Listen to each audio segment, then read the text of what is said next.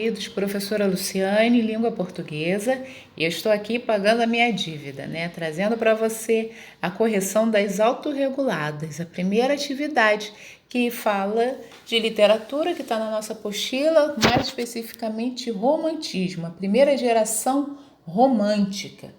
O número 1 diz: no fragmento do poema Juca Pirama, de Gonçalves Dias, que você acabou de ler, são destacadas as características da tribo dos Chimbiras. A partir da sua leitura, descreva como são os índios dessa tribo. Ora, primeira geração romântica, os autores estavam procurando um herói nacional, e quem melhor se encaixou nessa roupagem naquele momento foi o índio.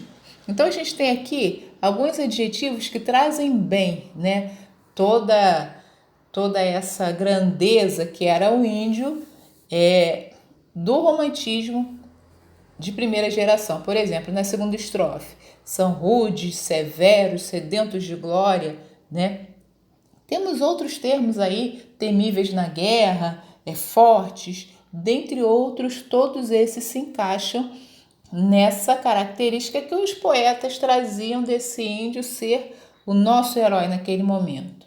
Questão 2. Releia a estrofe e responda como fazem as tribos vizinhas diante da força dos timbiras. A gente tem aqui, na terceira estrofe, as tribos vizinhas sem força e sem brio, as armas quebrando, lançando-as ao rio, o incenso aspiraram dos seus maracás, medrosos das guerras que os fortes acendem, os tolos tributos ignavos lá rendem, a duros guerreiros sujeitos na paz. Como é que elas faziam, diante dos timbiras? Os timbiras aqui estavam sendo retratados como os guerreiros, os top de linha. Então as tribos vizinhas ficavam temerosas, até se rendiam, sujeitas à paz. Então diz aqui que os timbiras eram respeitados por todas as tribos vizinhas e que havia até um certo temor deles. Questão 3.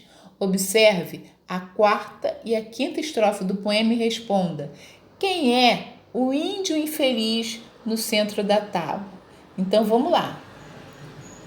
Quarta estrofe. Derramam-se em torno do índio infeliz. Quem é? Ninguém sabe. Seu nome é ignoto. Sua tribo não diz, de um povo remoto. Descende, por certo, de um povo gentil. Assim lá na Grécia, o escravo insulano tornavam distinto do vil muçulmano as linhas corretas do nobre perfil. Por casos de guerra, caiu prisioneiro nas mãos dos timbiras no extenso terreiro. Assola-se o teto que o teve em prisão. Convidam-se as tribos dos seus arredores, cuidosos se incumbem do vaso das cores dos vários aprestos da honrosa função. Então, letra A. Quem é o índio infeliz no centro da tábua? O nome dele é ignoto, ou seja, ignorado, as pessoas ainda não sabem o seu nome, mas é um prisioneiro de guerra. É um índio de uma outra tribo que foi capturado pela descrição.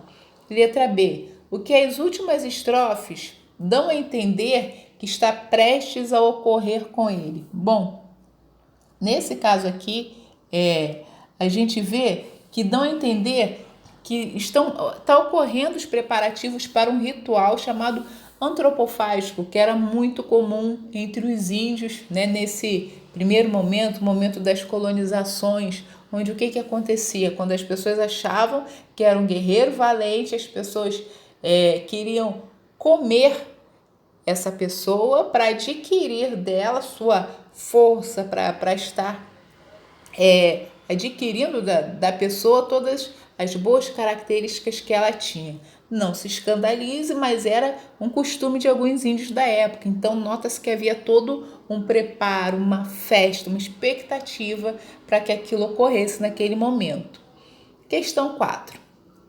No primeiro canto do poema Ijuca Pirama, você viu que um índio foi capturado pela tribo dos Chimbiras. Estava prestes a ser classificado no ritual de antropofagia, que consistia em comer as carnes dos inimigos vencidos. Agora, no trecho a seguir, você terá mais um canto deste poema para responder as questões a seguir. Então vamos lá. Canto 4, Meu canto de morte, guerreiros, ouvi. Sou filho das selvas, nas selvas nasci. Guerreiros descendo da tribo Tupi, da tribo pujante que agora andei. Por fado inconstante, guerreiros nasci. Sou bravo, sou forte, sou filho do norte. Meu canto de morte, guerreiros, ouvi. Aos golpes do inimigo, meu último amigo, sem lar, sem abrigo, caiu junto a mil. Com plácido rosto, sereno e composto, o acerbo desgosto, comigo sofri. Meu pai a meu lado, já cego e quebrado, de penas ralado, firmava-se em mim. Nós ambos mesquinhos, por ínvios caminhos, cobertos de espinhos, chegamos aqui. O velho, no entanto, sofrendo já tanto, de fome e quebranto, só queria viver. Não mais me contenho, nas matas me embrenho, das frechas que tenho, me quero valer. Com quem me encontrei, o cru desassossego do pai fraco e cego, enquanto não chego, qual seja dizei, eu era o seu guia na noite sombria e só a alegria que Deus lhe deixou. Em mim se apoiava, em mim se firmava, em mim descansava, que filho lhe sou. Ao velho coitado, de penas ralado, já cego e quebrado, que resta? Morrer? Enquanto descreve o giro tão breve da vida que teve, deixa-me viver. Não vil, não ignavo, mais forte, mais bravo, serei vosso escravo, aqui virei ter. Guerreiros, não coro do pranto que choro, se a vida deploro, também sem morrer. É um canto muito famoso esse trecho.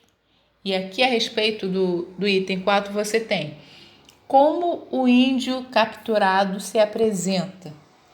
Então ele se apresenta à tribo como bravo, como forte, como guerreiro, como filho da tribo Tupi. Ele tem consciência que será morto, mas pede clemência aos seus inimigos. Por quê? Ele começa lá na 4ª estrofe a falar do seu pai e vai dali até a 8ª estrofe. Então ele começa a dizer que ele tem um pai que necessita dele pelo fato de ser cego, precisa dele para se alimentar, né? Precisa dos seus cuidados e por isso ele começa a clamar, ele começa a fazer essa súplica àqueles que o prenderam, né? E letra C. O que a atitude do índio Tupi revela sobre a forma como se relaciona com sua tribo de origem e com sua família. Então a gente observa aqui que é uma preocupação dele com a família, né? Também é uma característica de herói isso, aquele herói que está preocupado com a família, aquele herói que está preocupado em cuidar da sua casa, digamos assim, que é uma atitude honrosa, é uma atitude digna, ele é uma pessoa admirável, voltando a essa questão de reforçar o índio como o nosso herói nacional, naquele primeiro momento, na primeira geração indianista. Número 5. Considerando o que vimos nesta aula sobre a primeira geração romântica, que elementos presentes no poema Ijucapirama, os dois cantos, teriam contribuído para promover a identidade brasileira e por quê? Bom, eu vim falando, né, ao longo das respostas e as referências que a gente tem, a figura indígena e também a natureza, né, que também é exaltada, esse pano de fundo que nós temos aí, essa natureza exuberante, mostrando assim um local perfeito, né? Assim como a Grécia Antiga era tão bem retratada e vista como um lugar tão belo, aqui a natureza exuberante, onde os índios viviam também seria aquele lugar bucólico perfeito para se estar aquela utopia dessa primeira geração romântica, tá bom? Ficam aí as questões, né? Nada que você precise necessariamente copiar, mas que você possa refletir, associar aí ao que foi lido, ao que foi falado, né? Também na videoaula que a gente postou, o assunto é esse, e daqui a pouquinho eu vou estar colocando também aquele segundo momento, atividade número 2, que também diz respeito ao romantismo, que eu pedi para você, tá bom? Aguarde.